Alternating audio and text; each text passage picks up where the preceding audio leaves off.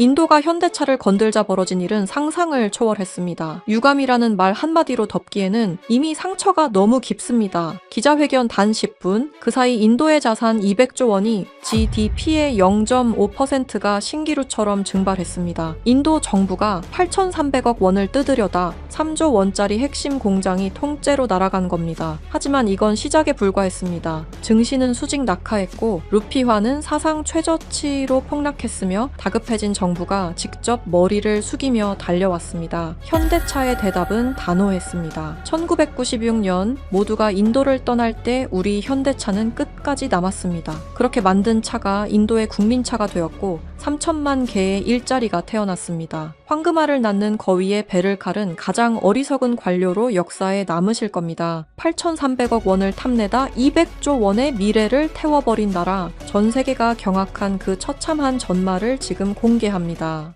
브라이언, 한국 사람들은 왜 이렇게 미련할까요? 제 앞에는 현대차 인도 법인의 재무총괄, 민석 본부장이 앉아 있었습니다. 평소라면 뭄바이의 습한 더위에도 흐트러짐 없는 정장 차림을 고수하던 그였지만 오늘만큼은 달랐습니다. 풀어헤친 넥타이, 붉게 충혈된 눈, 그리고 테이블 위에 놓인 재떨이에 수북이 쌓인 담배꽁초들, 그가 겪고 있는 심리적 압박감이 어느 정도인지 짐작하게 하는 풍경이었습니다. 본부장님, 그게 무슨 말씀이십니까? 미련하다니요. 제가 조심스럽게 물었지만 그는 창밖에 뭄바이 항구를 멍하니 바라보며 말을 이었습니다. 아니면 호구 잡히는 게 취미인가요? 1996년이었습니다. 다들 인도는 안 된다고 도로에 소가 걸어 다니고 전기도 안 들어오는 곳에 무슨 공장이냐고 말렸습니다. 도요타도, GM도, 포드도 고개를 저으며 떠날 때 우리는 남았습니다. 맨 땅에 헤딩하듯 첸나이 허허벌판에 공장을 세우고 밤새워 인도 사람들을 가르쳤습니다. 그렇게 30년 가까이 됐습니다. 우리가 만든 상트로가 인도의 국민차가 되었고 우리가 만든 크레타가 인도의 중산층을 상징하게 되었습니다. 인도 정부가 제조업 강국을 외칠 때 그 옆에서 가장 크게 박수치고 가장 많이 투자한 게 바로 우리 한국 기업들입니다. 그런데 브라이언, 그 대가가 고작 이겁니다. 민석 본부장이 떨리는 손으로 테이블 위에 놓인 회색 서류 봉투를 제 쪽으로 밀었습니다. 봉투 겉면에는 인도 국세청, 그 중에서도 악명 높은 델리 본청의 인장이 선명하게 찍혀 있었습니다. 마치 사형 선고장처럼 무겁고 차가운 기운이 감도는 그 봉투. 저는 침을 꿀꺽 삼키며 내용물을 꺼냈습니다. 빼곡하게 적힌 숫자들 사이에서 제 눈을 의심하게 만드는 금액이 튀어 올랐습니다. 826억 원? 본부장님, 이게 뭡니까? 설마 추징금입니까? 단일 차종에 대한 추징금만 826억 원? 하지만 페이지를 넘길수록 제 손은 더 심하게 떨려왔습니다. 가산세와 벌금? 그리고 다른 모델들에 대한 소급분까지 합치면 총 추징금은 무려 8,100억 원. 인도에 진출한 외국 기업 역사상 유례를 찾기 힘든 천문학적인 액수였습니다.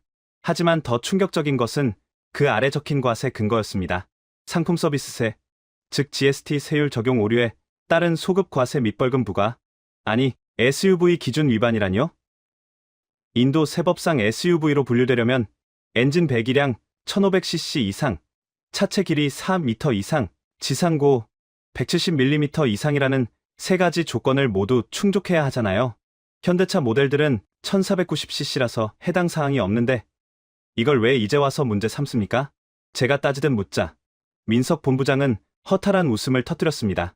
그게 바로 코에 걸면 코걸이, 귀에 걸면 귀걸이라는 겁니다. 브라이언, 인도 국세청 놈들이 뭐라고 하는 줄 아십니까? 당신의 차들은 1500cc가 안 되지만 겉보기에 SUV처럼 생겼고 힘이 좋으니 SUV 세금을 내라. 이게 그들의 논리입니다. 법전에 적힌 숫자가 아니라 담당 공무원의 기분이 세법이 되는 나라. 그게 바로 지금의 인도입니다. 저는 머리를 한 대 얻어맞은 것 같았습니다. 이것은 단순한 세무조사가 아니었습니다. 지난 30년 가까이 인도의 진흙탕 길을 함께 달려온 파트너에 대한 명백한 배신이었습니다. 인도 정부는 지금 돈이 필요했습니다. 선거를 앞두고 펑펑 써댄 재정을 메우기 위해 가장 만만하고 돈 많아 보이는 희생양이 필요했던 것입니다. 그리고 그 타깃으로 가장 성실하게 세금을 내고 가장 많은 일자리를 만들어준 한국 기업을 지목한 것입니다. 왜냐고요? 한국 기업들은 불만이 있어도 묵묵히 참아내고 결국엔 협상을 통해 해결하려는 성향이 있다는 것을 그들도 너무나 잘 알고 있었기 때문입니다. 그 착함이, 그 성실함이 이곳에서는 약점이 되어 돌아왔습니다. 그들이 우리를 호구로 본 겁니다. 한국 놈들은 공장도 다 지어놨고 투자한 돈이 아까워서라도 절대 못 떠난다. 그러니 지저대면 돈을 뱉어낼 것이다. 딱 이 계산인 거죠. 민석 본부장의 목소리에는 깊은 배신감이 서려 있었습니다. 그는 다시 담배를 하나 물었습니다. 라이터를 켜는 그의 손끝이 미세하게 떨리고 있었습니다. 그것은 공포가 아니라 참을 수 없는 모욕감 때문이었을 겁니다. 그때 제 주머니 속 휴대폰이 진동했습니다. 발신자는 텍스 인텔리전스 그룹의 제 비서 아미르였습니다. 브라이언님, 지금 사무실로 델리에서 팩스가 한 통 더 왔습니다. 라제쉬 국장입니다. 오늘 오후 2시 오베로이 호텔 라운지에서 보자고 합니다. 그리고 현대차 민석 본부장님도 반드시 대동하라고 합니다. 라제쉬, 그 이름을 듣는 순간 저는 본능적으로 알 수 있었습니다. 이 모든 판을 짠 설계자가 누구인지 말입니다. 델리 국세청의 저승사자. 자신의 실적을 위해서라면 기업의 생존 따위는 안중에도 없는 탐욕의 화신. 그가 직접 움직인다는 것은 이 8,100억 원이 끝이 아니라 시작이라는 뜻이었습니다. 저는 전화를 끊고 민석 본부장을 바라보았습니다. 그 역시 이미 알고 있었다는 듯 자리에서 일어나 재킷을 챙겨 입었습니다. 방금 전까지 흐트러져 있던 모습은 온데간데 없고 다시 냉철한 비즈니스맨의 가면을 쓴 채였습니다. 오라고 합니까? 그의 짧은 물음에 저는 고개를 끄덕였습니다. 오베로이 호텔입니다. 라제쉬가 직접 나섰습니다. 민석 본부장은 넥타이를 고쳐매며 거울 속에 비친 자신의 눈을 쏘아보았습니다. 그리고 나직하게 중얼거렸습니다. 가시죠. 가서 보여줘야겠습니다. 호구와 호랑이는 한 글자 차이지만 그 본질은 어떻게 다른지. 그는 서류 가방을 챙겨 들었습니다. 하지만 저는 보았습니다. 그가 가방 깊숙한 곳에 챙겨 넣은 것은 억울함을 호소하는 탄원서가 아니었습니다. 그것은 델리의 관료들이 꿈에도 상상하지 못할 현대차가 준비한 가장 치명적인 반격의 서막이었습니다. 호텔 로비로 향하는 엘리베이터 안, 숨막히는 정적 속에서 저는 직감했습니다. 오늘 오후 2시 뭄바이의 찻잔 속에서 거대한 태풍이 시작될 것임을 말입니다. 오베로이 호텔 라운지는 뭄바이의 소음이 완벽하게 차단된 그들만의 성체였습니다. 창밖으로는 아라비아해의 검푸른 물결이 넘실대고 있었지만 라운지 안은 에어컨 냉기로 인해 서늘했습니다. 라제시 국장은 창가 자리에 앉아 최고급 다즐링 티를 음미하고 있었습니다. 우리가 다가가도 그는 찻잔에서 눈을 떼지 않았습니다. 마치 우리를 투명 인간 취급하는 그 오만함은 그가 이 판의 절대적인 지배자임을 과시하는 무언의 제스처였습니다. 앉으시죠. 차가 식으면 맛이 없으니까. 그가 턱끝으로 맞은편 의자를 가리켰습니다. 민석 본부장은 아무 말 없이 자리에 앉아 서류 가방을 무릎 위에 올려두었습니다. 저는 그 옆에 앉아 마른 침을 삼켰습니다. 라제시 국장은 그제야 천천히 고개를 들어 우리를 바라보았습니다. 그의 눈빛은 먹잇감을 앞에 둔 뱀처럼 차갑고 끈적했습니다. 브라이언, 자네는 뭄바이에 온 지 꽤 됐지? 그럼 인도의 도로 사정을 잘 알겠군. 뜬금없는 질문이었습니다. 제가 대답할 타이밍을 놓치자 그는 스스로 대답하며 비릿하게 웃었습니다. 도로는 좁고 차는 많아. 그래서 우리는 작은 차를 좋아하지. 하지만 사람들은 큰 차를 타고 싶어해. 힘도 세고 폼도 나는 그런 차 말이야. 현대차가 아주 영리하게 그 틈새를 파고들었더군. 겉보기엔 SUV처럼 크고 웅장한데 법적으로는 소형차 혜택을 받는 그 애매한 차들 말이야. 그가 말하는 애매한 차는 현대차가 인도 전략 모델로 개발해 데이트를 친 크레타와 베뉴를 겨냥한 것이었습니다. 저는 즉각 반박했습니다. 국장님, 영리한 게 아니라 법을 지킨 겁니다. 인도 세법제 28조 SUV 분류 기준은 명확합니다. 엔진 배기량 1500cc 이상, 차체 길이 4000mm 이상, 지상고 170mm 이상. 이 세 가지 조건을 모두 충족해야만 22%의 고율, 세금과 22%의 보상세를 부과할 수 있습니다. 현대차 모델들은 엔진이 1490cc이고 길이도 4m 미만입니다. 법적으로 명백히 소형차 세율인 18% 적용 대상입니다. 저는 준비해 간 법전과 차량 재원표를 테이블 위에 펼쳤습니다. 숫자는 거짓말을 하지 않습니다. 1490은 1500보다 작고 3,995는 4,000보다 작습니다. 초등학생도 알 수 있는 이 명백한 산수를 인도의 국세청장이라는 사람이 모를 리 없었습니다. 하지만 라제쉬 국장은 제 서류를 보지도 않고 손을 휘저었습니다. 마치 귀찮은 파리를 쫓는 듯한 태도였습니다. 숫자, 숫자, 숫자. 브라이언, 자네는 그게 문제야. 법은 종이 위에 있는 게 아니야. 길 위에 있는 거지. 자, 들어봐. 이 차를 산 고객들이 이 차를 뭐라고 부르지? SUV라고 부르지. 현대차 마케팅 팀도 뭐라고 홍보하지? 어반 SUV라고 광고하잖아. 사람들이 SUV라고 생각하고 제조사도 SUV라고 파는데 엔진이 10cc 부족하다고 해서 세금을 깎아달라? 그건 국민 정서에 반하는 거야. 괘씸죄에 해당한다고. 국민 정서요? 세법은 감정이 아니라 규정입니다. 그 논리라면 경차에 짐을 많이 실어서 무거워지면 트럭 세금을 매기겠다는 겁니까? 제가 목소리를 높이자 라운지의 다른 손님들이 힐끔거렸습니다. 하지만 라제쉬는 눈 하나 깜짝하지 않았습니다. 오히려 몸을 앞으로 숙이며 민석 본부장을 빤히 쳐다보았습니다. 민석 본부장, 당신네 기술자들이 꼼수를 쓴 건 다 알아? 범퍼 디자인을 살짝 깎아서 3,995mm를 맞췄더군. 4m에서 딱 5mm 모자라게 말이야. 그 5mm 때문에 우리가 받아야 할 세금 수천억 원이 날아갔어. 그리고 지상구도 그래. 차에 사람이 안 탔을 때는 190mm라서 SUV처럼 보이지만 짐을 가득 실으면 170mm 아래로 내려가게 세팅했더군. 우리가 그걸 모를 줄 알았나? 이것이 바로 4m의 더티였습니다. 인도 정부는 차량의 길이를 측정할 때 범퍼의 끝과 끝을 기준으로 삼습니다. 현대차뿐만 아니라 전 세계 모든 자동차 회사들이 이 규격에 맞춰 차를 설계합니다. 그것은 꼼수가 아니라 인도 정부가 정해준 규격에 맞춘 최적화 설계였습니다. 하지만 라제쉬는 그 합법적인 노력을 탈세 행위로 규정하고 있는 것입니다. 민석 본부장이 마침내 입을 열었습니다. 그의 목소리는 라운지의 냉기보다 더 차가웠습니다. 그래서 법을 새로 만드셨습니까? 소급 적용이라는 건 과거의 합법이었던 행위를 현재의 잣대로 처벌하겠다는 뜻입니다. 이건 민주주의 국가에서는 있을 수 없는 일입니다. 민주주의? 여긴 인도야. 라제쉬가 찻잔을 거칠게 내려놓으며 소리쳤습니다. 달그락거리는 소리가 유난히 크게 울렸습니다. 법을 해석하는 건 우리 권한이야. 우리가 이번에 새로운 유권 해석을 내렸어. 기능적 SUV라는 개념이지. 배기량이나 길이에 상관없이 SUV의 기능을 하거나 그런 외형을 가진 차는 모두 고율과세 대상이다. 그리고 이 해석은 GST 도입 당시부터 유효했던 것으로 간주한다. 기가 막힌 논리였습니다. 코에 걸면 코걸이라는 말이 이보다 더 잘 어울릴 수는 없었습니다.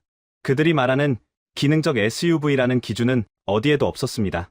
그저 세금을 더 걷고 싶으면 SUV이고 아니면 소형차인 셈이었습니다. 이것은 법리 논쟁이 아니었습니다. 그냥 8,100억 원을 내놓으라는 강도질이나 다름없었습니다. 8,100억 원입니다. 라제쉬가 정확한 액수를 입에 올렸습니다. 현대차 본사가 작년에 한국당 10조 원어치 샀다면서?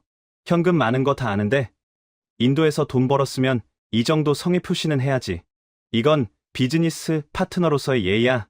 안 그래? 라제쉬는 마치 팁을 요구하는 웨이터처럼 뻔뻔하게 손을 비벼 보였습니다. 민석 본부장의 주먹이 미세하게 떨리는 것이 보였습니다. 그것은 두려움이 아니었습니다. 눈앞에 있는 이 탐욕스러운 관료의 멱살을 잡고 싶은 충동을 억누르는 극한의 인내심이었습니다.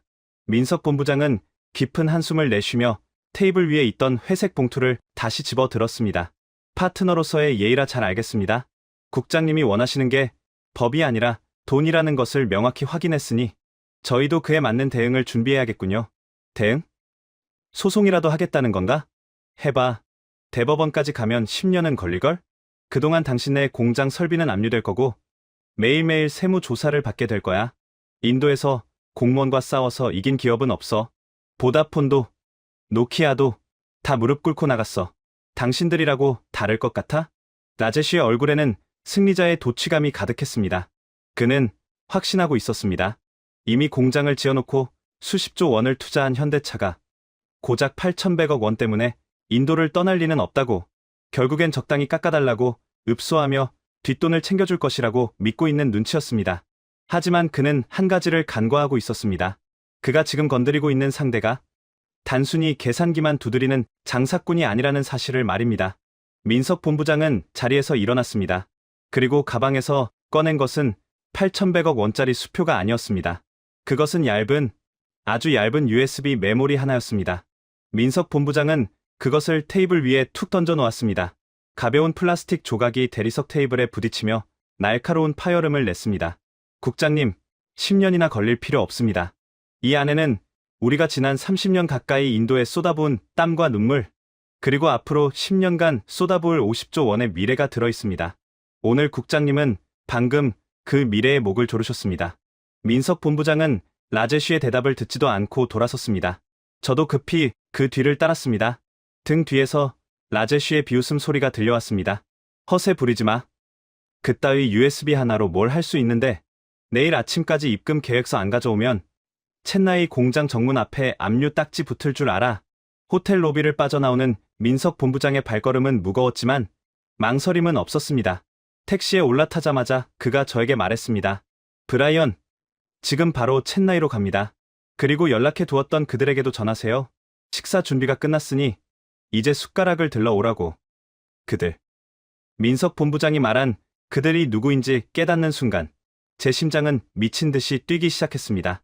라제쉬 국장은 자신이 현대차라는 호랑이 한 마리를 가뒀다고 생각했을 겁니다. 하지만 그는 몰랐습니다. 그 호랑이가 울부짖으면 정글에 숨어있던 다른 맹수들이 한꺼번에 깨어난다는 사실을 말입니다. 현대차는 혼자가 아니었습니다. 8,100억 원이라는 인질극이 오히려 적들을 하나의 식탁으로 불러 모으는 초대장이 되고 말았습니다. 민석 본부장이 자리를 박차고 나간 뒤 라운지에는 무거운 정적만이 흘렀습니다. 하지만 라제쉬 국장은 당황하기는커녕 바닥에 쏟아진 찬물을 내려다보며 혀를 찼습니다. 마치 철없는 아이가 투정을 부리고 갔다는 듯한 태도였습니다. 그는 품에서 손수건을 꺼내 입가를 닦으며 저를 불렀습니다. 브라이언, 자네는 아직 여기 남게. 현대차 사람들이야 감정적으로 구는 게 하루 이틀이 아니지만 자네 같은 컨설턴트는 이성이 남아있어야지. 내 말을 잘 듣고 그들에게 전해. 이건 그들을 위한 마지막 잡이야.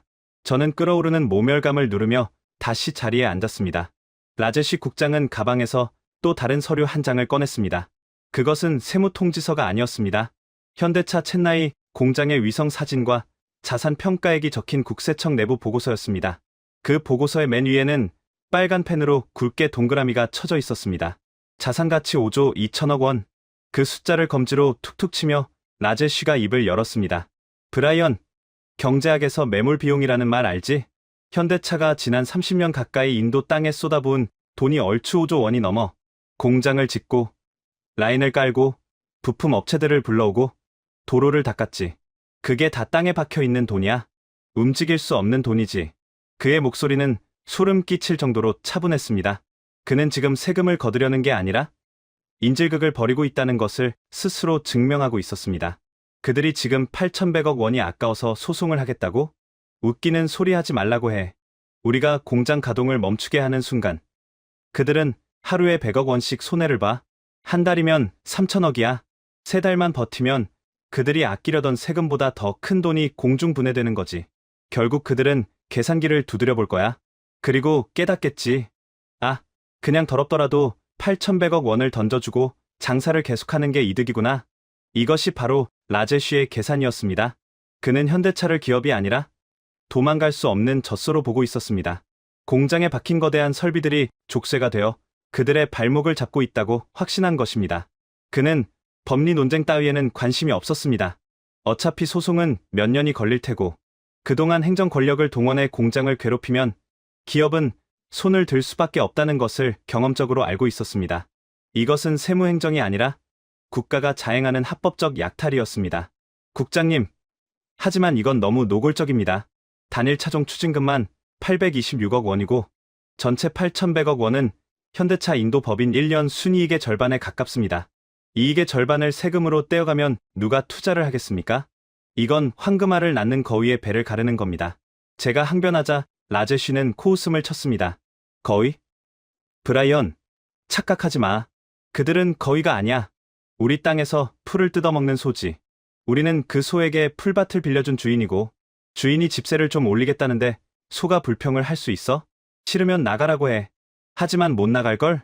베트남? 인도네시아? 거기 시장 규모가 우리 인도의 반이반이라도 되나? 14억 인구라는 거대한 시장을 두고 그들이 어디로 가겠어? 그들은 여기가 아니면 굶어 죽어. 라제쉬의 눈에는 탐욕을 넘어선 광기가 서려 있었습니다. 그는 메이크 인 인디아라는 슬로건을 외국 기업을 유인해서 가두는 덫으로 활용하고 있었습니다. 들어올 때는 온갖 혜택을 주며 환영하지만 일단 공장을 짓고 나면 그때부터는 도망갈 수 없는 먹잇감이 되는 구조. 그는 그것을 인도식 비즈니스라고 불렀습니다. 그 US위? 뭐 대단한 협박이라도 들어있는 줄 알았나? 뻔해. 투자 철회니 고용 축소니 하는 징징거리는 소리나 들어있겠지. 가서 전해. 우리는 눈 하나 깜짝 안 한다고. 내일 아침까지 1차 납부금 2천억 원을 입금하지 않으면 첸나이 공장 자산 동결 절차에 들어갈 거라고 말이야. 라제쉬는 자리에서 일어났습니다. 그는 마치 승리를 확신한 장군처럼 위풍당당했습니다. 하지만 저는 보았습니다. 그가 테이블 위에 남겨진 USB를 챙기지 않았다는 것을요. 그는 민석본부장이 남긴 마지막 경고를 쓰레기 취급했습니다. 그 오만이, 그 무시가 어떤 결과를 불러올지 그는 꿈에도 상상하지 못하고 있었습니다. 호텔을 나온 저는 떨리는 손으로 휴대폰을 꺼냈습니다. 첸나이로 향하고 있을 민석 본부장에게 이 사실을 알려야 했습니다. 이건 협상이 결렬된 수준이 아니었습니다. 라제쉬는 전쟁을 선포했고 그 첫 번째 폭격이 내일 아침 시작될 예정이었습니다. 본부장님, 브라이언입니다. 상황이 생각보다 심각합니다. 라제쉬는 협상할 생각이 없습니다. 내일 아침까지 입금하지 않으면 첸나이 공장 자산을 동결하겠답니다. 그는 공장 설비를 인질로 잡고 있습니다. 매몰 비용 때문에 우리가 절대 떠나지 못할 거라고 확신하고 있습니다. 수화기 너머로 잠시 침묵이 흘렀습니다. 공항으로 가는 택시 안의 소음만이 희미하게 들려왔습니다. 잠시 후 민석 본부장의 목소리가 들려왔습니다. 그 목소리는 아까보다 더 차분하고 더 서늘하게 가라앉아 있었습니다. 매몰 비용이라 라제쉬 국장이 경제학 책을 잘못 읽었군요. 브라이언, 인질극의 기본 전제가 뭔지 아십니까? 네. 인질이 살고 싶어 해야 협상이 된다는 겁니다. 하지만 인질이 죽기를 각오하고 덤벼들면 그때부터 공포를 느끼는 건 인질범입니다. 우리는 8,100억 원을 내느니 차라리 5조 원을 태워버릴 각오가 되어 있습니다. 그걸 그에게 똑똑히 보여주죠. 전화가 끊어졌습니다. 저는 멍하니 꺼진 휴대폰 화면을 바라보았습니다. 5조 원을 태워버리겠다니? 그것은 단순히 돈의 문제가 아니었습니다. 현대차는 지금 자신들의 살점을 도려내서라도 이 부당한 족쇄를 끊어내겠다는 결기를 보여주고 있었습니다. 저는 곧바로 뭄바이 공항으로 차를 돌렸습니다. 제가 있어야 할 곳은 뭄바이의 사무실이 아니었습니다. 내일 아침 첸나이 공장 앞에서 벌어질 역사적인 대치 상황을 제 눈으로 확인해야 했습니다. 첸나이 공항에 내리자마자 훅 끼쳐오는 열기는 뭄바이와는 또 달랐습니다. 남인도 특유의 끈적한 습도가 폐부 깊숙이 들어왔습니다. 하지만 그날 밤 첸나이의 공기는 유난히 서늘했습니다. 마치 거대한 태풍이 오기 직전 세상의 모든 소리가 빨려 들어간 듯한 기묘한 정적. 저는 택시를 잡아타고 스리페론부두르 현대차 공장이 있는 공단으로 향했습니다. 평소라면 야간 조업을 위해 부품을 나르는 트럭들로 북새통을 이뤘을 도로가 텅 비어 있었습니다. 가로등 불빛만이 덩그러니 도로를 비추고 있었고 그 적막함이 제 불안감을 증폭시켰습니다. 30분을 달려 도착한 공장 정문. 저는 그곳에서 믿을 수 없는 광경을 목격했습니다. 거대한 제1공장과 제2공장. 축구장 수십 개를 합친 것보다 큰 그 거대한 생산 기지가 침묵에 잠겨 있었습니다. 컨베이어 벨트가 돌아가는 기계음도 용접 로봇이 튀기는 불꽃도 노동자들의 웅성거림도 들리지 않았습니다. 마치 거대한 심장이 멈춰버린 것 같았습니다. 정문 앞에는 보안 요원들이 굳은 표정으로 서 있었고 그 너머 본관 건물 3층에만 불이 켜져 있었습니다. 민석 본부장의 집무실이었습니다. 브라이언님, 기다리고 있었습니다. 보안 팀장의 안내를 받아 들어간 집무실. 그곳의 공기는 밖보다 더 무거웠습니다. 민석 본부장은 창가에 서서 멈춰버린 공장을 내려다보고 있었습니다. 그의 등 뒤에는 화이트보드가 놓여 있었는데 거기에는 복잡한 숫자 대신 단 3개의 단어만 적혀 있었습니다. 동결, 철회, 연대. 본부장님, 공장을 세우신 겁니까? 제가 조심스럽게 물었습니다. 라제쉬 국장이 자산 동결을 협박하기도 전에 현대차가 먼저 공장을 세운 건가 싶어 가슴이 철렁했습니다. 민석 본부장은 천천히 뒤를 돌아보았습니다. 그의 눈은 깊게 가라앉아 있었지만 그 안에는 흔들림 없는 확신이 담겨 있었습니다. 아니요, 브라이언, 기계는 멈추지 않았습니다. 지금 저 안에서는 여전히 로봇들이 움직이고 있고 1분에 한 대씩 차가 만들어지고 있습니다. 하지만 영혼은 멈췄습니다. 영혼이요? 오늘 오후 6시부로 첸나이 공장의 모든 신규 투자 집행을 보류했습니다. 내년에 들어올 예정이었던 3조 원 규모의 전기차 배터리 패키징 공장, 그리고 다음 달로 예정되어 있던 IPO, 기업 공개 관련 실무 작업까지 모든 미래 계획을 올스톱시켰습니다. 그것은 공장을 세우는 것보다 더 무서운 결정이었습니다. 공장을 세우면 당장의 생산 차질만 빚어지지만 미래 투자를 멈춘다는 것은 인도의 성장 동력을 끊어버리겠다는 선언이나 다름없었습니다. 민석 본부장은 책상 위에 놓인 두툼한 파일처를 제게 건넸습니다. 표지에는 프로젝트명 엑소더스라고 적혀 있었습니다. 탈출. 성서에 나오는 그 탈출기처럼 현대차는 인도라는 파라오의 압제에서 벗어날 준비를 하고 있었습니다. 라제쉬는 우리가 매몰 비용 때문에 못 떠난다고 했죠. 하지만 그는 모릅니다. 우리가 진짜 무서워하는 건 8,100억 원의 세금이 아니라 예측 불가능성이라는 것을요. 오늘 SUV 기준을 바꾼 놈들이 내일은 전기차 보조금을 없앨 것이고 모레는 환경 규제를 들이대겠죠. 그런 불확실한 땅에 50조 원을 묻느니 차라리 지금 손해를 보고 손을 터는 게 낫다는 게 본사의 판단입니다. 그의 말은 빈말이 아니었습니다. 파일철 안에는 인도네시아와 베트남 공장 증설 계획, 그리고 인도 주재원 철수 시나리오까지 상세하게 담겨 있었습니다. 그것은 협박용 카드가 아니라 실행 가능한 비상 계획이었습니다. 라제쉬 국장은 호랑이를 우리에 가뒀다고 생각했지만 호랑이는 이미 우리를 부수고 나갈 준비를 마친 상태였던 것입니다. 그리고 브라이언, 오늘 밤 제가 보여드리고 싶은 건 이 서류가 아닙니다. 저 문 밖을 보시죠. 민석 본부장이 가리킨 곳은 회의실로 연결되는 문이었습니다. 굳게 닫힌 문 너머로 낮은 말소리가 들려오고 있었습니다. 저는 떨리는 손으로 문 손잡이를 잡았습니다. 그리고 문을 연 순간 저는 제 눈을 의심했습니다. 그곳에는 현대차 임원들만 있는 게 아니었습니다. 도요타 인디아의 법인장, 마루티 스즈키의 최고 재무책임자, 마인드라의 부사장, 심지어 경쟁사인 타타 자동차의 임원까지 인도 자동차 시장을 움직이는 빅 22의 수뇌부들이 그 좁은 회의실에 모여 있었습니다. 평소라면 서로 으르렁대며 경쟁하던 그들이었습니다. 하지만 오늘 밤 그들의 표정은 하나같이 비장했습니다. 테이블 중앙에는 현대차가 받은 것과 똑같은 회색 봉투들이 수북이 쌓여 있었습니다. 라제쉬 국장이 던진 8,100억 원의 돌멩이가 경쟁자들을 하나로 묶어주는 기적을 만들어낸 것입니다. 도요타 법인장이 저를 보며 쓴웃음을 지었습니다. 어서 오시오, 미스터 브라이언. 당신이 라제쉬에게 전해줘야 할 말이 하나 더 늘었소. 오늘 밤 이 방에서 결정된 사항은 델리에 있는 그 누구도 감당하지 못할 거라는 사실 말이오. 그들은 단순히 대책 회의를 하는 게 아니었습니다. 그것은 생존을 위한 군사 작전 회의였습니다.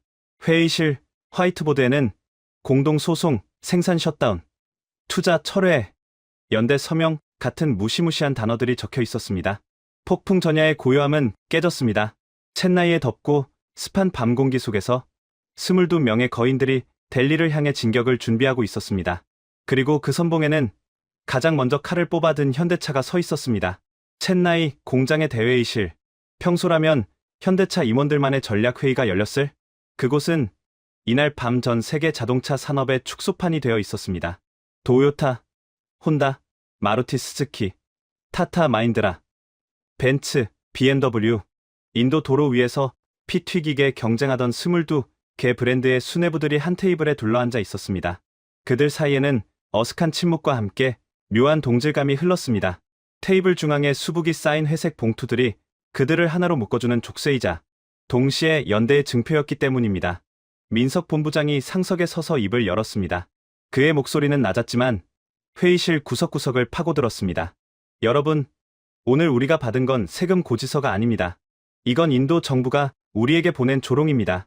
그들은 말합니다. 너희는 기술자가 아니라 호구다. 법을 지켜도 우리가 기분 나쁘면 범죄자가 된다. 지금 이 방에 계신 분들 중 엔진 배기량 1490cc, 길이 3995mm를 맞추기 위해 밤새워 연구하지 않은 분이 있습니까? 좌중에서 웅성거림이 일었습니다. 도요타 인디아의 법인장이 고개를 끄덕이며 말을 받았습니다. 맞소. 우리는 그 5mm를 줄이기 위해 범퍼 금형을 10번도 더 뜯어 고쳤소. 그게 인도 법이니까. 로마에 가면 로마 법을 따르라고 해서 따랐더니 이제 와서 로마가 법을 바꿨다고 뒤통수를 치는 격이오. 마루티 스즈키의 최고 재무 책임자 라지브 전무가 주먹으로 테이블을 내리쳤습니다. 그는 인도 현지 파트너사 임원이었지만 분노는 외국계 임원들보다 더했습니다. 라제쉬 그 작자. 미쳤습니다. 우리 스즈키한테도 2천억 원을 청구했어요. 이유가 뭔지 아십니까? 하이브리드 모델이 배터리 힘을 쓰니까 엔진 배기량의 모터 출력을 합산해서 계산해야 한다는 겁니다. 물리학을 새로 쓰는 창조적인 발상이죠. 이대로 가면 여기 있는 모든 기업이 파산합니다. 분노는 공포보다 강력한 접착제였습니다. 민석 본부장은 화이트보드에 붉은색 마커로 단 한 단어를 적었습니다. 연대. 우리가 각자 대응하면 라제쉬는 우리를 하나씩 각계격파할 겁니다. 현대차는 매몰 비용으로 협박하고 도요타는 관세로 위협하고 마인드라는 애국심으로 호소하겠죠. 하지만 우리가 뭉치면 이야기가 달라집니다. 우리가 생산을 멈추면 인도 경제의 7%가 증발합니다.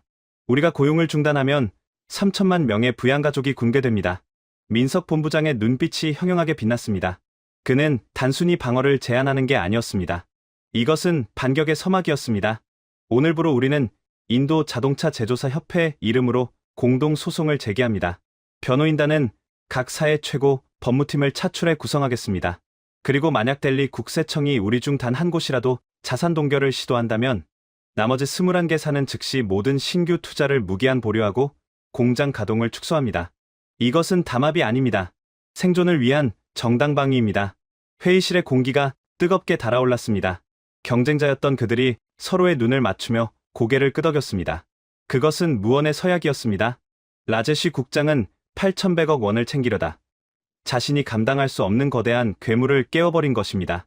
22마리의 호랑이가 하나의 무리가 되어 델리를 향해 이빨을 드러내기 시작했습니다. 그날 밤 첸나이의 별들은 유난히 밝았지만 델리의 하늘에는 먹구름이 몰려오고 있었습니다. 뉴델리의 대법원, 겨울 안개가 자욱하게 낀 델리의 아침은 스산했습니다. 하지만 법정 안은 수백 명의 취재진과 양측 관계자들로 발 디딜 틈이 없었습니다. 이 재판은 단순히 세금 문제가 아니었습니다. 메이크 인 인디아의 정당성과 글로벌 자본의 신뢰가 충돌하는 세기의 대결이었습니다. 원고 측석에는 22개 자동차 기업을 대표해 현대차 법무팀장과 인도 최고의 로펌 변호사들이 앉아 있었고, 피고 측석에는 라제쉬 국장이 팔짱을 낀 채 거만하게 앉아 있었습니다. 그는 여전히 자신만만했습니다.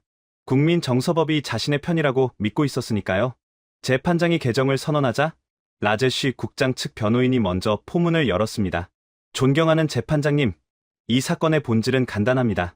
외국 기업들이 인도의 허술한 법망을 이용해 막대한 이익을 챙기고도 국민들이 생각하는 SUV의 정의를 무시한 채 세금을 내지 않으려 한다는 것입니다. 그들의 차는 크고 강력하며 도로를 점령하고 있습니다. 그것이 SUV가 아니면 무엇입니까? 감정에 호소하는 변론이었습니다. 방청석에 앉은 일부 국수주의 단체 회원들이 박수를 쳤습니다. 라제쉬 국장은 흡족한 표정으로 턱을 괴었습니다. 하지만 현대차 측 수석 변호사 아난드가 자리에서 일어났을 때 법정의 분위기는 180도 바뀌었습니다. 그는 화려한 언변 대신 낡은 서류 뭉치 하나를 꺼내 들었습니다. 재판장님, 피고 측은 국민 정서와 기능적 SUV라는 추상적인 개념을 주장하고 있습니다. 하지만 세법은 시가 아니라 수학입니다. 여기 제가 들고 있는 문서는 상품 서비스세 도입, 당시 중앙간접세청, CBIC가 직접 작성하고 배포한 가이드라인입니다. 아난드 변호사가 서류를 판사석에 제출하자 라제쉬 국장의 눈썹이 꿈틀거렸습니다. 그는 저런 문서가 존재한다는 사실조차 모르고 있었던 눈치였습니다. 이 가이드라인 14페이지를 봐주십시오. SUV 분류 기준은 엔진 배기량, 전장, 지상고 3가지 조건을 모두 충족하는 경우에 한한다. 그리고 그 아래에 예시까지 친절하게 적어 놓으셨군요. 1499cc 엔진을 장착한 차량은 외형과 상관없이 SUV 세율을 적용하지 않는다. 이 문서를 결제한 사람이 누구입니까? 아난드 변호사는 피고석을 향해 천천히 고개를 돌렸습니다. 바로 당시 재무부 과장이었던 현재의 라제쉬 국장님 본인이십니다. 법정이 술렁이기 시작했습니다. 자신이 만든 법을 자신이 부정하는 꼴이 된 라제쉬 국장의 얼굴이 불그락푸르락 변했습니다. 아난드 변호사는 멈추지 않았습니다. 그는 화면에 현대차 크레타와 실제 SUV 세율을 적용받는 대형차의 재원표를 나란히 띄웠습니다. 피고는 현대차가 꼼수를 썼다고 주장합니다. 하지만 재판장님, 1490cc 엔진을 만드는 기술과 1500, CC 엔진을 만드는 기술 중 어느 것이 더 어렵습니까? 당연히 규격 내에서 최대의 출력을 뽑아내야 하는 1490cc입니다. 기업은 법을 지키기 위해 기술 혁신을 했고, 정부는 그 혁신을 장려하기 위해 감세 혜택을 약속했습니다. 그런데 이제 와서 그 노력을 탈세라고 부른다면 앞으로 인도의 법을 믿고 따를 기업이 지구상에 존재하겠습니까? 재판장은 고개를 끄덕였습니다. 논리, 증거, 그리고 명분, 모든 것이 기업 측의 압승이었습니다. 재판장은 안경을 고쳤으며 라제쉬 국장을 향해 날카로운 질문을 던졌습니다. 피고 측, 원고가 제출한 가이드라인에 서명한 것이 본인이 맞습니까? 라제쉬 국장은 입을 뻐끔거렸지만 아무 말도 하지 못했습니다. 그의 오만이 빚어낸 거대한 거짓말이 법정의 차가운 논리 앞에서 산산조각 나는 순간이었습니다. 1차 심리는 그렇게 끝났습니다. 현대차의 완벽한 승리처럼 보였습니다. 하지만 저는 알고 있었습니다. 쥐도 궁지에 몰리면 고양이를 문다고 했습니다. 하물며 델리의 권력자인 라제쉬 국장이 이대로 순순히 물러날 리 없었습니다. 그가 법정 문을 나서며 민석본부장에게 던진 시선은 패배자의 것이 아니라 복수심에 불타는 악귀의 그것이었습니다. 법정에서의 굴욕은 라제쉬 국장의 이성을 마비시켰습니다. 그는 이제 세금을 걷는 것이 목표가 아니었습니다. 자신에게 망신을 준 현대차와 외국 기업들을 짓밟는 것만이 유일한 목적이 되었습니다. 그는 법의 테두리를 벗어나 가장 지저분하고 비열한 카드를 꺼내 들었습니다. 바로 언론 플레이와 표적 수사였습니다. 다음 날 아침, 인도의 주요 조간신문 1면은 자극적인 헤드라인으로 도배되었습니다. 외국 기업들의 탐욕, 인도의 부를 훔쳐가다. 현대차, 막대한 수익 올리면서 세금은 회피? 라제쉬 국장이 흘린 왜곡된 정보들이 팩트체크도 없이 기사화되었습니다. 그는 교묘하게 민족주의를 자극했습니다. 가난한 인도 노동자들의 고열을 짜내 외국 자본이 배를 불린다는 프레임은 대중들에게 빠르게 먹혀들었습니다. 하지만 진짜 문제는 여론이 아니었습니다. 그날 오후부터 현대차 협력 업체들에 대한 무차별적인 세무 조사가 시작되었습니다.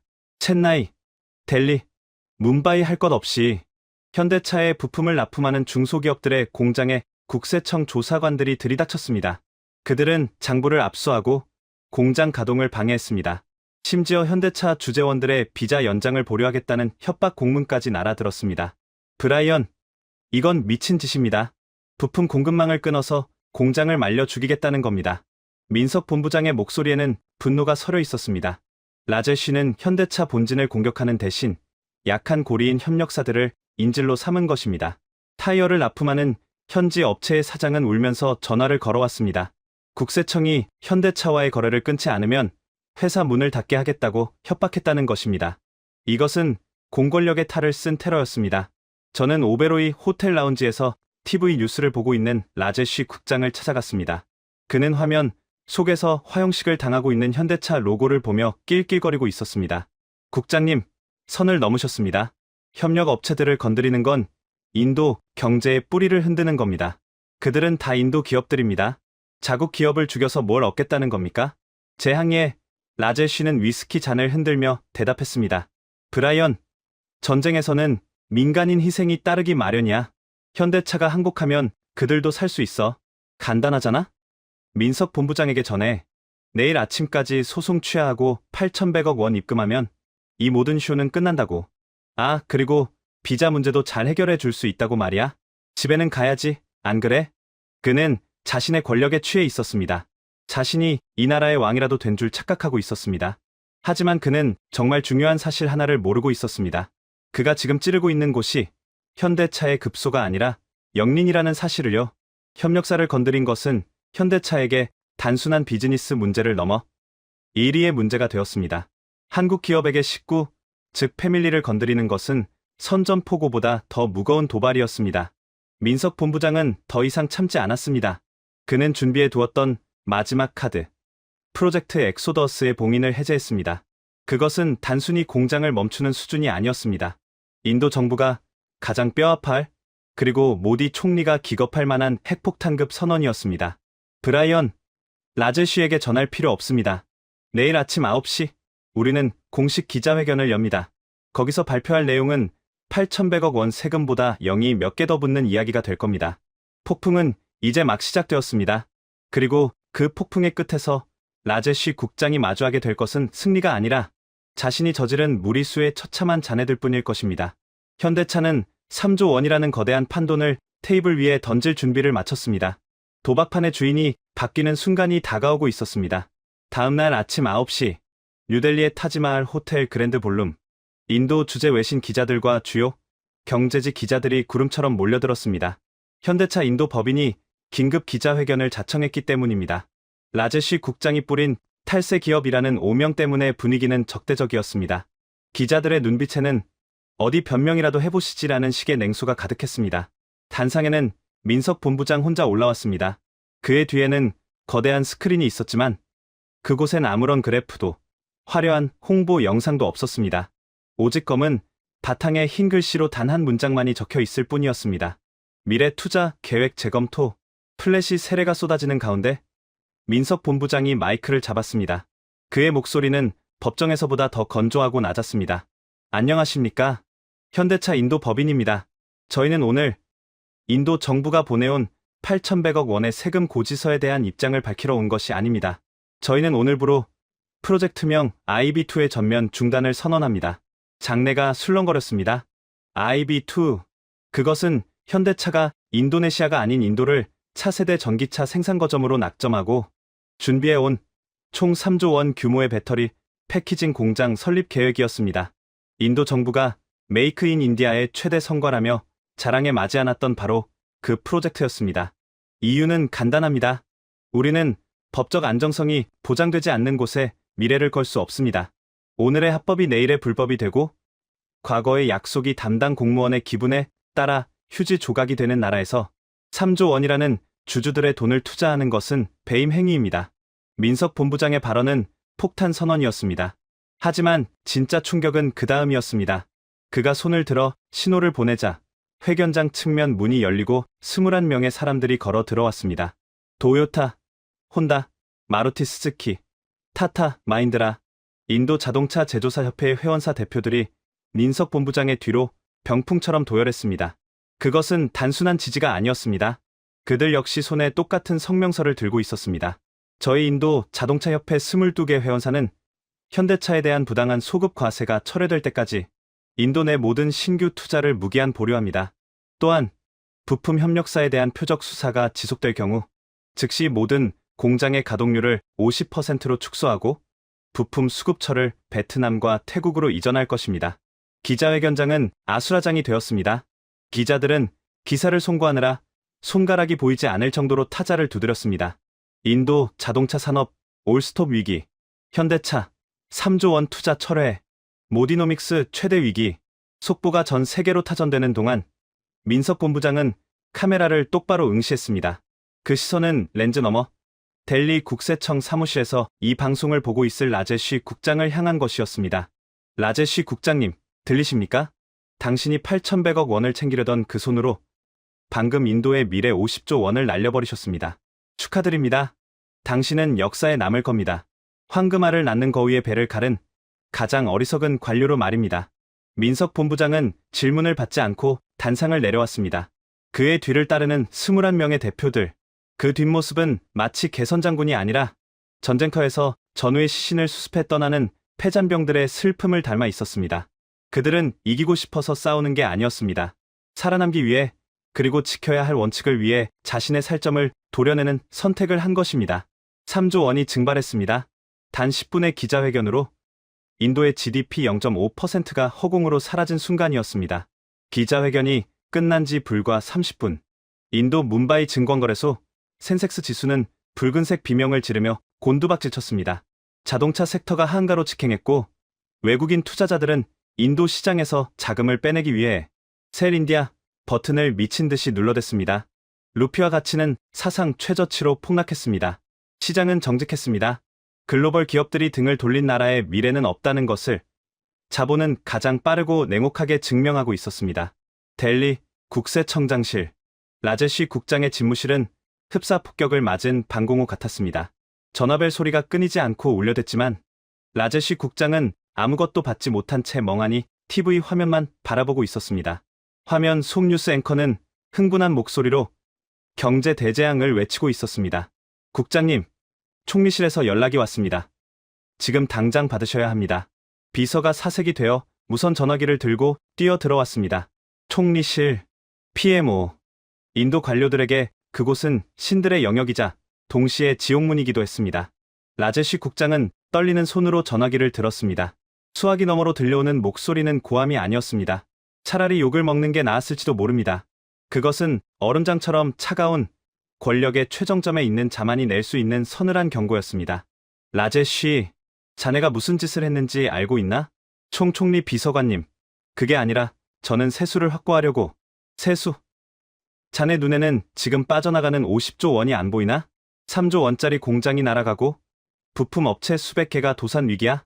지금 일본 대사관, 한국 대사관에서 항해 서한이 빗발치고 있어. 자네가 건드린 건 현대차 하나가 아니야. 메이크 인 인디아라는 국가 브랜드 자체에 먹칠을 한 거라고. 하지만 법적으로는 닥쳐, 당장 해결해. 내일 아침까지 저 투자 철회 선언 다시 주워 담아.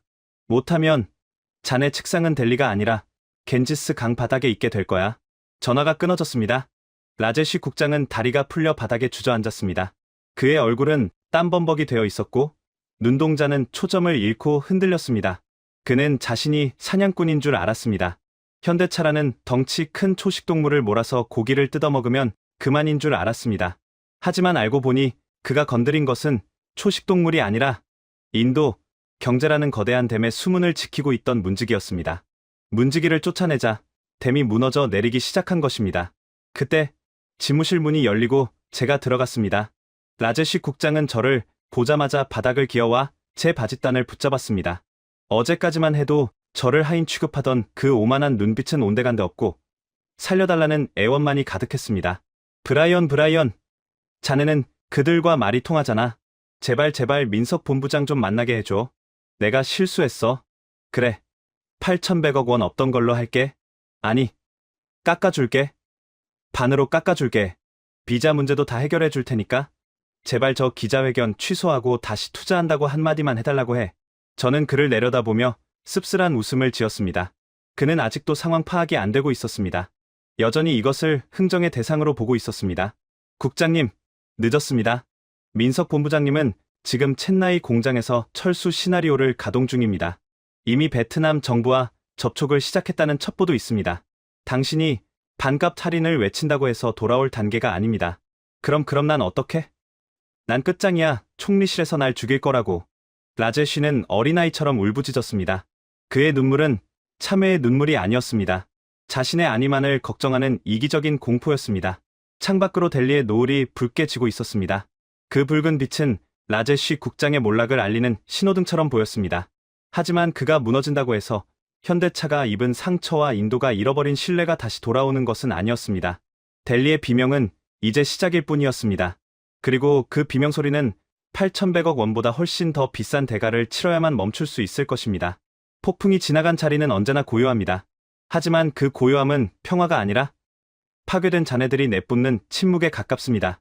기자회견이 있고 난 뒤 이틀 만에 델리 국세청은 백기를 들었습니다. 라제쉬 국장은 직위 해제되었고 총리실 직속 경제자문관이 뭄바이로 급파되었습니다.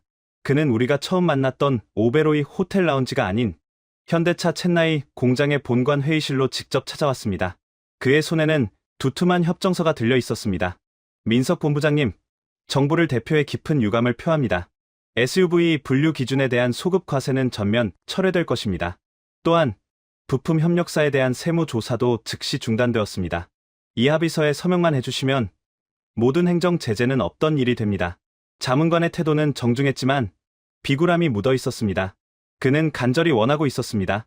현대차가 다시 투자 재개를 선언해주기를 말입니다. 하지만 민석 본부장은 펜을 들지 않았습니다. 그는 창밖의 공장을 한동안 바라보다가 천천히 입을 열었습니다. 자문관님, 유감이라는 말 한마디로 덮기에는 상처가 너무 깊습니다. 8,100억 원이라는 돈 때문이 아닙니다. 우리는 지난 며칠 동안 인도가 언제든 법을 바꿔 우리 목을 칠 수 있다는 사실을 확인했습니다. 신뢰는 유리장과 같습니다. 한 번 깨진 유리는 아무리 정교하게 붙여도 그 금이 사라지지 않죠. 하지만 세금을 안 받겠다고 하지 않습니까? 원하시는 대로 다 해드렸는데 도대체 뭐가 문제입니까? 제발 3조 원 투자 계획을 다시 발표해 주십시오. 총리님께서 기다리고 계십니다. 자문관은 울상이 되어 매달렸습니다. 민석 본부장은 그제야 합의서에 서명을 했습니다. 하지만 그것은 항복 문서가 아니라 휴전 협정에 불과했습니다. 서명은 해드리죠. 공장은 다시 돌릴 겁니다. 하지만 3조 원 투자는 당분간 보류입니다. 네. 보류라뇨? 우리는 검증할 시간이 필요합니다. 인도가 정말로 법치 국가로 돌아왔는지 아니면 급한 불만 끄고 다시 칼을 갈지 지켜봐야 합니다. 그 신뢰가 회복되는 데는 아마 오랜 시간이 걸릴지도 모르겠군요. 민석 본부장은 자리에서 일어났습니다. 승리였습니다. 8,100억 원의 부당한 세금은 사라졌고 협력사들은 다시 문을 열었습니다. 하지만 회의실을 나서는 민석 본부장의 뒷모습은 승리자의 그것처럼 당당해 보이지 않았습니다. 오히려 지독한 배신을 겪고 난 뒤 더 이상 누구도 믿지 않게 된 사람의 쓸쓸함이 묻어 있었습니다. 저는 그날 밤 뭄바이 사무실로 돌아와 인도 투자 리스크 보고서를 작성했습니다. 제목은 인디아 리스크 프리미엄. 현대차는 이겼지만 전 세계 투자자들은 이 사건을 통해 한 가지를 배웠습니다. 인도에 투자하려면 예전보다 20% 더 많은 수익률을 기대해야 한다는 것을요. 그 20%는 바로 언제든 뒤통수를 맞을 수 있는 비용이었습니다. 8,100억 원을 아끼려던 인도 정부는 결국 국가 신용도 하락이라는 보이지 않는 청구서를 영원히 떠안게 되었습니다. 뭄바이 차트라파티 시바지 국제공항 화물터미널. 우기가 시작되려는지 하늘은 잔뜩 찌푸려 있었고 습한 바람이 활주로를 때리고 있었습니다. 저는 출국하는 클라이언트를 배웅하기 위해 그곳에 서 있었습니다. 그는 도요타 인디아의 부사장이었습니다. 그는 짐을 붙이며 씁쓸한 표정으로 저에게 악수를 청했습니다. 브라이언, 결국 이렇게 가는군요. 세금 문제는 해결됐지만 본사에서는 인도 비중을 줄이기로 결정했소. 차이나 플러스 원이 아니라 이제는 인디아 마이너스 원 전략이 필요하다더군. 그의 말대로였습니다. 현대차 사건 이후 델리의 관료들은 우리가 이겼다, 세금 깎아주고 기업을 잡았다며 자화자찬했습니다. 하지만 현장의 분위기는 정반대였습니다. 눈에 보이지 않는 엑소더스가 시작되고 있었습니다. 도요타는 카르나타카주에 짓기로 했던 하이브리드 엔진 공장 계획을 백지화하고 그 예산을 인도네시아로 돌렸습니다. 마루티 스즈키조차 구자라트 공장 증설을 연기했습니다. 자본은 겁쟁이입니다. 총소리가 들리면 가장 먼저 도망가는 게 돈입니다. 라제쉬 국장이 쏘아 올린 공포탄 한 발이 숲속에 있던 모든 투자자들을 쫓아내버린 셈입니다. 공항 로비의 TV에서는 모디 총리가 인도는 여전히 세계에서 가장 매력적인 투자처라고 연설하는 장면이 나오고 있었습니다. 하지만 그 뉴스를 보는 공항 이용객들, 특히 외국인 주재원들의 표정은 냉소적이었습니다. 제 옆에 서 있던 도요타 부사장이 TV를 가리키며 말했습니다. 저들은 아직도 모르는 것 같소. 현대차가 왜 무서운지 아시오? 그들은 단순히 차를 파는 게 아니라 기준을 파는 기업이기 때문이오. 현대차가 이 나라는 위험하다고 판단해서 투자를 멈추면 우리 같은 일본 기업도 심지어 미국 기업도 따라갈 수밖에 없소. 그게 바로 마켓 리더의 영향력이니까. 그는 탑승구로 사라졌습니다. 저는 텅 빈 화물터미널을 바라보았습니다. 저 컨테이너 박스들 속에는 단순히 기계 부품만 들어있는 게 아니었습니다. 인도 청년들이 가질 수 있었던 일자리, 인도 엔지니어들이 배울 수 있었던 기술, 그리고 인도가 꿈꿨던 제조업 대국의 미래가 포장되어 실려나가고 있었습니다. 사무실로 돌아오는 길, 뭄바이의 거리는 여전히 활기찼고 경적 소리로 시끄러웠습니다. 하지만 제 눈에는 그 활기가 왠지 모르게 공허해 보였습니다. 라제쉬 국장은 해임되었고 누군가는 그를 희생양 삼아 비난했습니다. 하지만 시스템은 바뀌지 않았습니다. 여전히 관료들은 기업 위에 군림하려 들 것이고 법보다는 권력이 앞설 것입니다. 현대차는 3조 원 투자를 보류했다고 했지만 저는 직감했습니다. 그 돈이 다시 인도로 돌아오는 일은 아주 오랫동안 없을 것이라는 사실을요. 후회는 언제나 한 발 늦게 도착합니다. 인도 정부가 8,100억 원의 고지서를 찢어버리며 안도의 한숨을 내쉬고 있을 때 이미 50조 원의 거대한 자본은 소리 없이 국경을 넘고 있었습니다. 그리고 그 행렬의 맨 앞에는 상처 입은 호랑이 현대차가 서 있었습니다. 그들은 뒤를 돌아보지 않았습니다. 신뢰가 사라진 땅에 미련을 두는 법은 없으니까요. 비가 그친 뭄바이의 하늘은 그 어느 때보다 맑았습니다. 저는 사무실 창가에 서서 도로 위를 달리는 수많은 자동차들을 내려다보았습니다. 경적 소리가 요란한 그 혼잡한 흐름 속에서 유독 눈에 띄는 차들이 있었습니다. 크레타, 베뉴, 알카자르. 현대차의 로고를 단 그 차들은 뭄바이의 거친 도로를 묵묵히, 그리고 단단하게 달리고 있었습니다. 그 모습이 마치 지난 몇 달간 거센 폭풍우를 온몸으로 받아내고도 끝내 쓰러지지 않은 대한민국 기업들의 모습과 겹쳐 보였습니다. 이번 사태를 겪으며 저는 한 가지 깊은 깨달음을 얻었습니다. 많은 사람들이 한국 기업을 친절하고 성실한 파트너라고만 생각합니다. 맞습니다. 그들은 척박한 땅에 공장을 짓고 밤을 새워 기술을 전수하며 현지인들을 가족처럼 대합니다. 하지만 그 친절함을 약점으로 오판하는 순간 그들은 세상에서 가장 무서운 상대로 돌변합니다. 라제시 국장과 인도 정부가 간과했던 것이 바로 그 지점이었습니다. 그들은 한국 기업이 가진 뚝심이라는 DNA를 몰랐습니다. 1970년대 중동의 뜨거운 모래바람 속에서, 1990년대 동유럽의 차가운 동토에서, 그리고 2000년대 인도의 정글에서 대한민국 기업들은 언제나 불가능을 가능으로 만들어 왔습니다.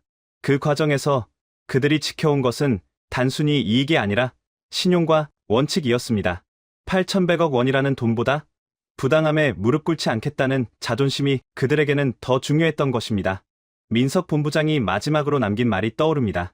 브라이언, 우리는 장사꾼이 아닙니다. 우리는 기업가입니다. 장사꾼은 돈을 남기지만 기업가는 사람과 신뢰를 남깁니다. 신뢰가 없는 곳에 우리의 깃발을 꽂을 수는 없습니다. 그 한마디가 뭄바이 금융가에 던진 파문은 컸습니다.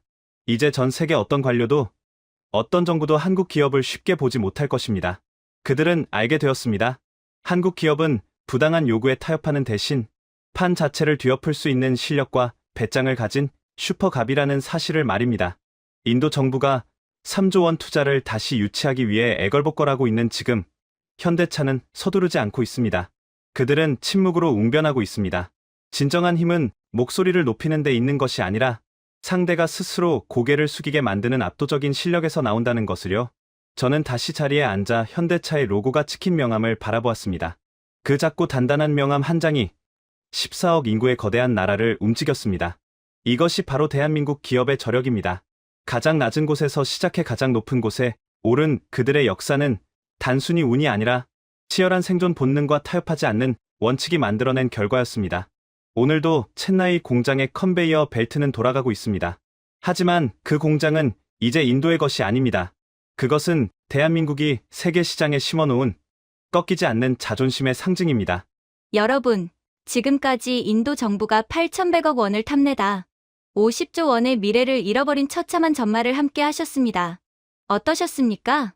단 10분의 기자회견. 그 짧은 시간 안에 3조 원짜리 공장이 통째로 날아갔고 인도 증시는 수직 낙하했으며 루피화는 사상 최저치로 폭락했습니다. 그 자리에서 다급히 고개를 숙인 인도 정부를 향해 민석 본부장은 단 한마디만 남겼습니다. 유감이라는 말 한마디로 덮기에는 이미 상처가 너무 깊습니다. 아무도 인도에 남으려 하지 않던 그 시절, 허허벌판 첸나이에 공장을 세우며 묵묵히 버텨온 사람들이 있었습니다.